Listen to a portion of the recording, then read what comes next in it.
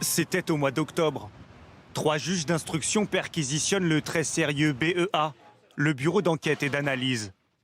Des magistrats qui cherchent à obtenir les boîtes noires du MS-804.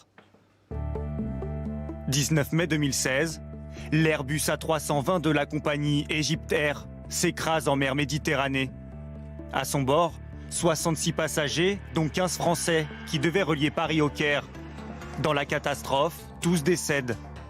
Attentat, accident, 3 ans après le drame, pour les juges d'instruction, une chose est sûre, l'avion n'aurait jamais dû décoller.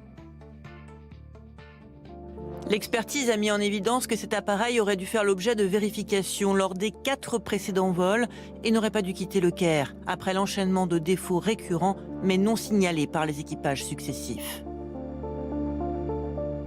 Depuis 4 vols, l'avion présentait de sérieux problèmes.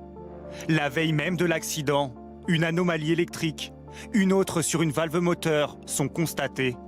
L'alarme signalant la présence de fumée dans les toilettes s'est également déclenchée. Au total, une vingtaine d'alertes, quelques heures seulement avant l'embarquement. Certaines alertes ont été reportées par les pilotes, la plupart n'ont pas été reportées et celles qui ont fait l'objet d'un signalement ont été traitées de manière incomplète ou partielle et on doute sur le respect même des procédures Airbus pour réparer cet appareil. De grosses interrogations sur la maintenance de l'avion Egyptair, de quoi scandaliser les familles des victimes.